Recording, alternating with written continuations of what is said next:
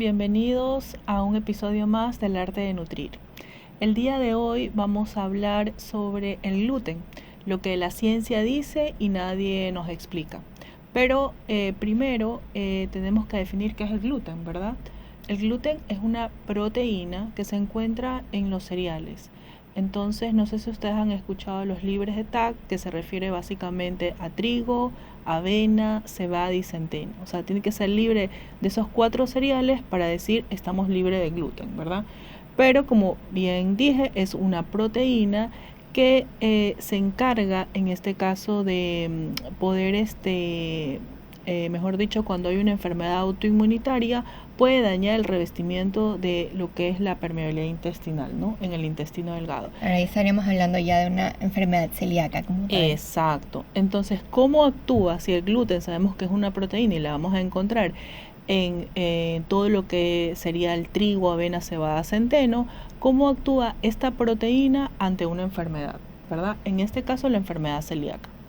La enfermedad, ¿qué sería la enfermedad celíaca? Sería una afectación autoinmunitaria, aquella enfermedad que no tiene una respuesta a la proteína de este gluten o no la reconoce. No la reconoce adecuadamente y va a dañar todo el revestimiento del intestino delgado. Entonces, provocando una respuesta inmunitaria, provocando un daño en lo que es el epitelio y la mucosa intestinal. Y con eso todos los síntomas de un intestino dañado, ¿no? Exacto. Entonces, ¿qué nos puede traer eso? Nos va a traer problemas de absorción de nutrientes, mucha sintomatología digestiva y por eso es que se les indica a los pacientes dieta libre de gluten. Que sería el único tratamiento, ¿no? Evitar. El único tratamiento, porque también va a depender de qué edad sea diagnosticado el paciente, ¿no? Porque por lo general, ¿cuál es la consecuencia de que a esa autoinmunidad el paciente no lo sepa? Que por lo general, si es en chicos, son de baja talla o tienen anemia, ¿verdad? Si son adultos, suelen debutar más con episodios de diarreas en forma crónica, ¿verdad? Hinchazón. Distensión. Entonces, bueno, hay que hacer una serie de exámenes, de estudios para tener primero el diagnóstico certero. Pero hoy por hoy es la única enfermedad donde te dice, bueno, que sea completamente libre de gluten, porque también hay, podemos encontrarnos casos en donde va a haber una intolerancia. Ahí no estamos hablando de lo mismo, ¿no? Se parecen, exacto, pero no son lo mismo. Eso es lo que queremos que nos quede claro el día de hoy, que no es lo mismo la enfermedad celíaca, en donde voy a tener absolutamente una alteración a la sensibilidad, a la respuesta de esta proteína, mientras que cuando hay una intolerancia puede ser solo una intolerancia al trigo, pero no a la cebada, no al centeno, ¿verdad? La sensibilidad al gluten, que no se reconoce como enfermedad celíaca, no tiene ese daño local del intestino. O sea, los síntomas son muy parecidos y a lo mejor un poco más difícil de diagnosticar, pero las pruebas que se hacen en celiaquía no dan positivas. Entonces tenemos el dolor abdominal, la fatiga, síntomas un poco como dispersos también, sí. Pero claro, no hay ese daño intestinal que es tan característico en la celiaquía. Y bueno, lo que se recomienda en este caso también es evitar el gluten. Más no es, ok, si tú ingieres gluten vas a desarrollar todos estos síntomas y va a ser como más intenso, más aguda la respuesta. Pero sí se ha visto que eliminar el gluten va a mejorar los síntomas generales que se tienen. Así es. Y otra de las cosas también que tenemos que tener presente es que una vez diagnosticada, en el caso de la enfermedad celíaca, ¿no? Está diagnosticada la enfermedad celíaca con, por lo general se los hace con pruebas serológicas, o sea, pruebas de sangre, y lo que te da el diagnóstico definitivo es la biopsia, que para eso necesitamos que el médico haga una endoscopía, tome muestra y ver cómo está el tejido del intestino. Y eso va a tener unos resultados. Si me da positivo, bueno, ok, entonces evito lo que es gluten, pero también tratar lo que implica la sintomatología, ¿verdad? Como bien dijiste, distensiones, diarreas, anemias, incluso, también hay ¿no? síntomas que no son locales, sino son sistémicos, ¿no? Afecciones en la piel, dolores de cabeza, fatiga, que o sea, es bastante común. Y lo que dijo es interesante porque decimos que tiene que ver la celiaquía con la baja talla, el retraso en el crecimiento. Justamente es eso, el problema de absorción de nutrientes, que no es muy enfocado a no proceso el gluten, sino todo lo que implica todo esto. Exacto. Al inicio dijimos alteración en la permeabilidad intestinal que me va a llevar a una no absorción de los nutrientes. Entonces, si no se absorben los nutrientes, el paciente o el chico va a estar con déficit de hierro, con déficit de B12, déficit de las distintas vitaminas, tanto hidrosolubles como liposolubles, y ahí es donde viene la baja talla, básicamente, ¿no? También tenemos pruebas genéticas. Así es. Que no son esenciales para el diagnóstico, pero bueno, sí se ha visto que sobre todo en menores o en niños son útiles porque la mayoría de personas que tienen enfermedad celíaca presentan ciertos genes que, bueno, codifican para todo este proceso inmunitario. Pero entonces, vamos a la pregunta entonces vital que tenemos muchas veces en consulta ¿es necesario evitar el gluten si no tengo una condición médica, si no tengo un diagnóstico de celiaquía o sensibilidad al gluten? Entonces, ¿qué nos dice la ciencia? Bien, entonces, ¿qué nos dice la ciencia? Sobre eliminar el gluten sin tener una enfermedad celíaca o sensibilidad, lo que se sugiere realmente es no restringir el gluten, o mejor dicho, no eliminarlo si no tengo una condición clínica específica. ¿Por qué? Porque si yo elimino el gluten innecesariamente, ¿qué es lo que voy a provocar también? Consumir de pronto menos cosas con fibra, ¿verdad? Porque al consumir el trigo, yo consumo trigo integral y también tiene fibra. Voy a tener también deficiencia en minerales. Deficiencia, exactamente, en minerales como el hierro, zinc, las vitaminas del complejo B. ¿Qué más? Ya dijimos, menor ingesta de cereales integrales. Entonces, que estos son los claves para disminuir el riesgo de ciertas enfermedades crónicas, ¿no? Como diabetes, patologías cardiovasculares, ciertos tipos de cáncer. Entonces recordemos carbohidratos complejos, fibra, minerales clave y reducción de riesgo de ciertas patologías.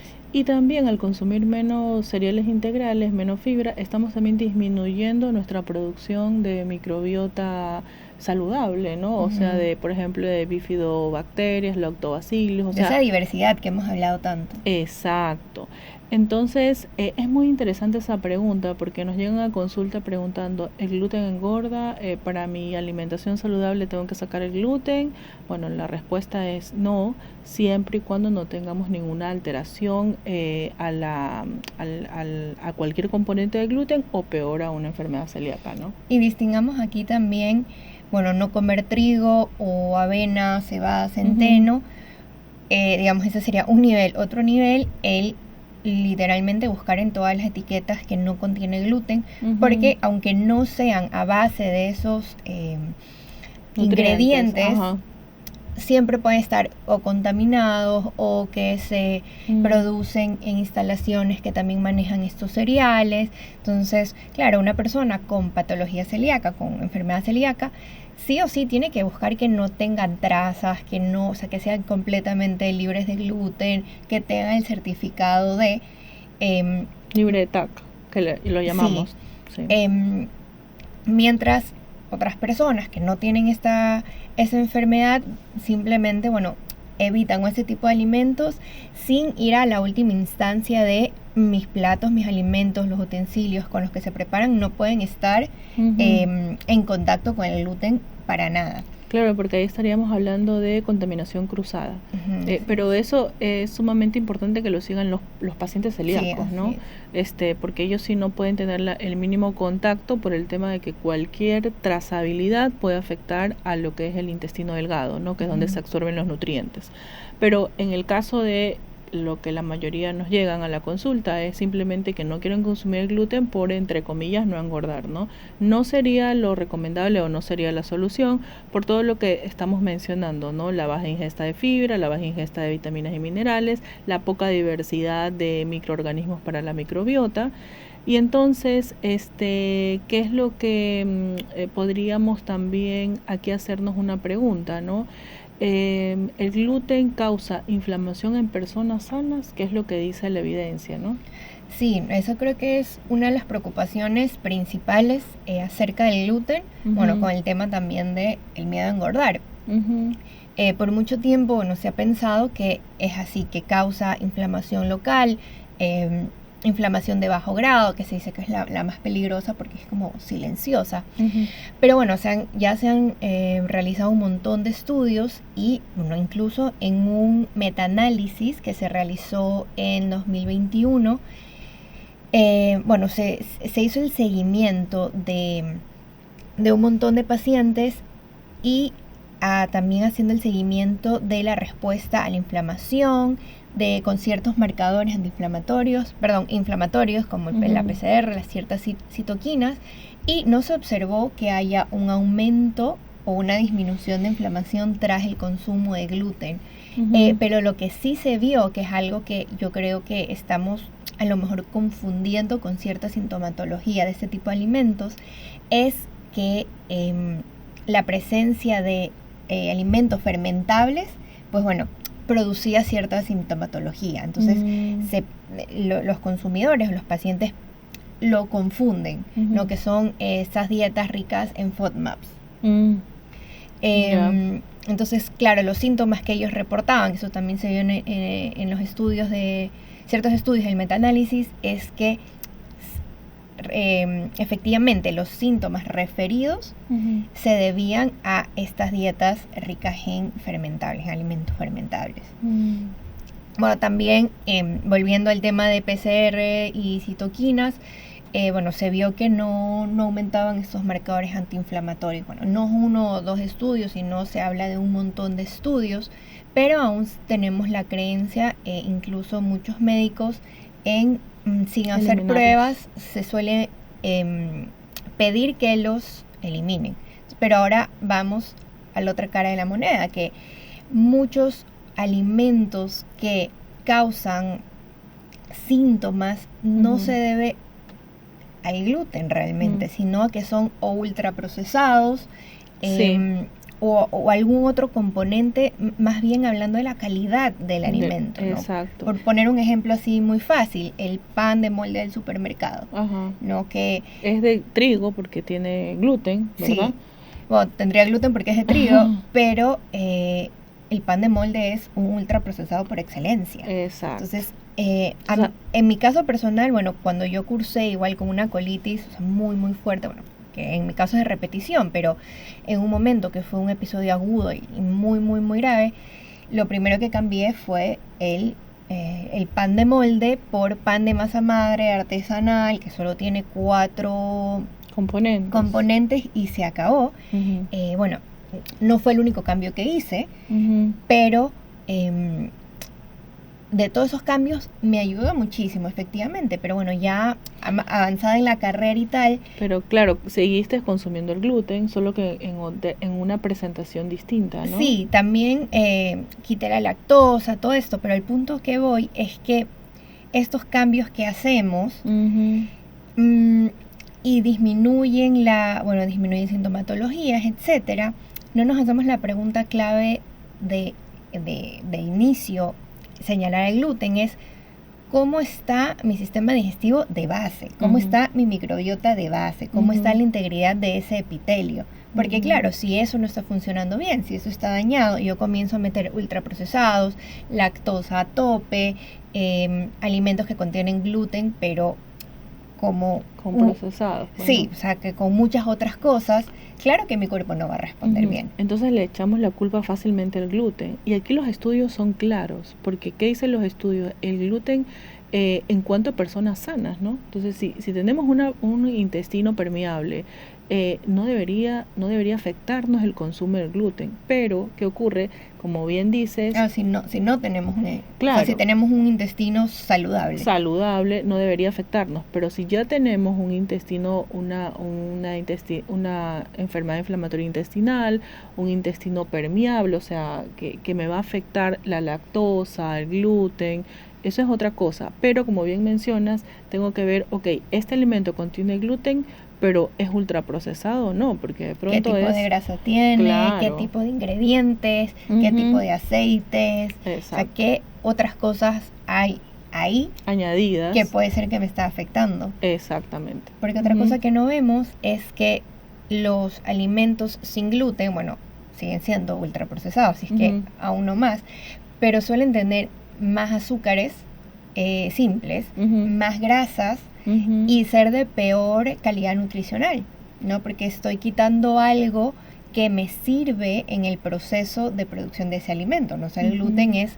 muy importante en panaderías, en todo el procesamiento de carbohidratos. Por eso es que me invento un negrito libre de gluten. Yo necesito meterle más cosas para que me vuelva esa esponjosidad, esa textura que me da el gluten, tener. Que al momento de hacer el pan es lo que buscamos potenciar, ¿no? Para que sea esponjosito, ¿no? Que tenga mejor presentación. Entonces, para que sea más apetecible. Claro, también. Tengo que meter muchas otras cosas que a lo mejor Exacto. Me van a hacer peor. Si es que, claro, no soy un paciente con enfermedad celíaca, ¿no? Así es.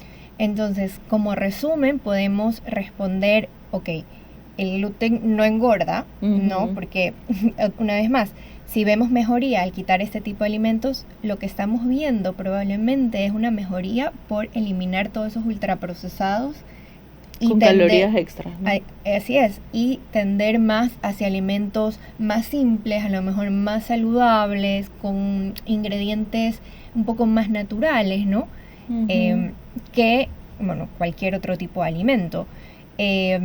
También la disminución de alimentos ricos en fermentables, en carbohidratos fermentables, bueno, si eliminamos eso vamos a ver menos distensión, menos gases. No es que sean malos, ¿no? Pero bueno, tienen la característica de producir este tipo de síntomas. Entonces, eso es lo que vamos a ver. Y bueno, decimos, tengo menos panza, estoy menos hinchado, entonces sí, el gluten sí era un problema. Claro, y una de las recomendaciones que podríamos dejar es estar seguros de cómo está nuestra integridad de la microbiota. Creo que eso es lo clave en ese episodio. Sí, si no hay una disbiosis, que habíamos dicho que era la disbiosis, era esa alteración del predominio de bacterias malas sobre las buenas. Entonces estar seguro de que tenemos una microbiota buena, intacta, ¿cómo lo sabemos? Porque no hay síntomas, ¿verdad? Porque no nos distendemos. ¿Qué más suele ocurrir una disbiosis intestinal? Episodios de colitis incluso, ¿verdad? Dolor abdominal, en algunos pacientes estreñimiento, en otros pacientes diarrea. O que se van alternando. Exacto. Entonces, estar seguros de que no tenemos ninguna de estas sintomatologías, lo más probable es que nuestra microbiota esté funcionando bien. Y eso nos permite saber que cuando ingerimos un alimento que contenga gluten, la recomendación también sería no ultraprocesado, se va a poder absorber mejor en esa vellosidad intestinal, que es el enterocito, básicamente en el intestino delgado, y que a la vez me va a ayudar también con un aporte adecuado de nutrientes, ¿no? Con la buena absorción de estos nutrientes. Ahora, si tenemos ya periodos extensos con síntomas, que hemos eliminado esto, que hemos eliminado lo otro, y no vemos mejoría, bueno, siempre acudir al médico y pedir una prueba de diagnóstico, ¿no? O hacer todo el screening completo para eliminar la sospecha de que existe una intolerancia o una sensibilidad al gluten.